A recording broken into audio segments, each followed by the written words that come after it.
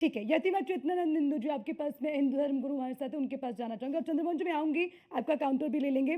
लेकिन यतिमा जी आपसे समझना चाहेंगे, अभी देखिए पिछले 3-4 महीने जो बीते उसके बाद जैसे ही त्योहार शुरू हुए, एक के बाद एक ऐसी घटनाएं सामने आ रही हैं। मैं सिर्फ यूपी की बात नहीं कर रही, झारखंड में, बिहार में अलग-अलग जगहों पर इस तरह की घटनाएं हमने देखी हैं।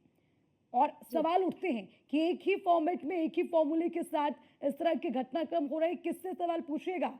और क्यों इस तरह के घटनाक्रम हो रखे हैं? इस पर अगर किसी को पकड़ा जाए तो किसे पकड़ा जाए?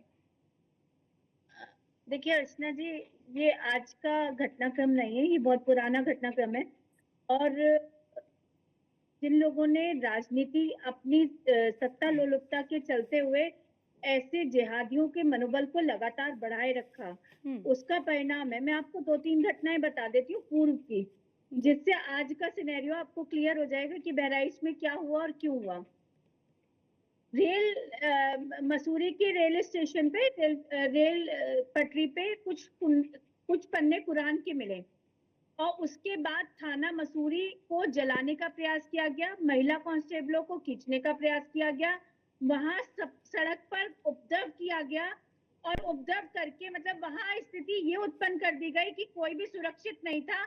महिला कांस्टेबलों को खींचकर उनके साथ अभद्र व्यवहार किया गया, अश्लील व्यवहार किया गया और भयंकर हिंसा की गई। जिन लोगों ने हिंसा की उनको सपा सरकार ने मुआवजा दिया और जिनके प्रति हिंसा हुई को छोड़ दिया मरने के लिए, उन पर मुकदमे दर्ज किए गए। तो ये तो चरित्र है राजनीतिक पार्टियों का।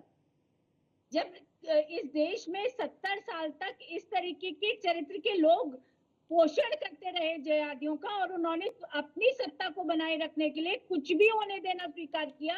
मुजफ्फरनगर का दंगा आपको याद होगा किस तरीके से आजम खान ने ओपन कर दिया था कि जो गोली चलाए, घेर के मारे। हिंदुओं का नाम लेवा इस देश में कोई नहीं है, हिंदुओं को बचाने वाला कोई नहीं है। वो पिटते रहे, मरते रहे, गोली से मार दिए जाए।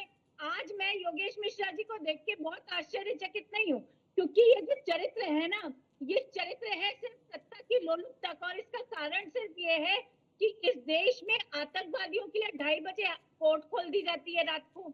इस देश में मौलाना मदनी देवबंद में बैठकर ये कहते हैं कि हम आतंकवादियों का मुकदमा लड़ेंगे।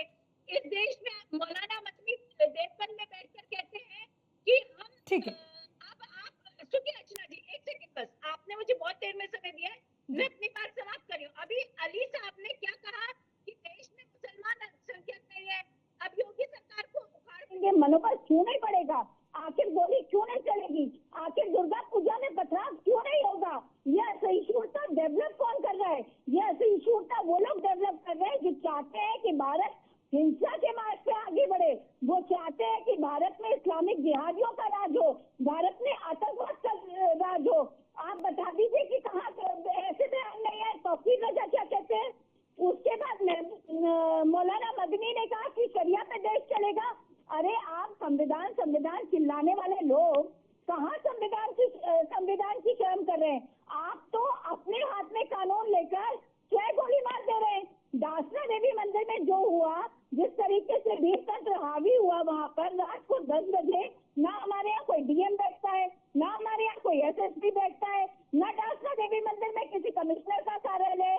आखिर दासना देवी मंदिर पर चढ़ाई क्यों की गई? तो ये जो परिदृश्य बनाया जा रहा है, ये परिदृश्य बहुत भयानक है देश के लिए।